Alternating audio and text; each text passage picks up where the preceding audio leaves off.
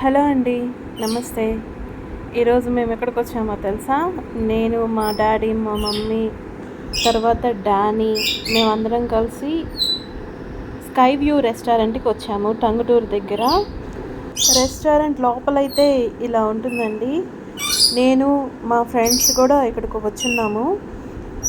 తర్వాత అక్కడ మేము కూర్చున్న పాయింట్ అయితే చాలా బాగుంది. మేము బయలుదేరినప్పుడు బాగా వర్షం పడింది.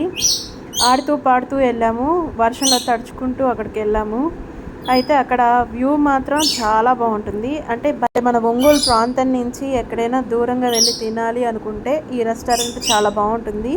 ఫస్ట్ సూప్ ఆర్డర్ పెట్టాము, ఆ వర్షానికి సూప్ తాగుతున్నాము.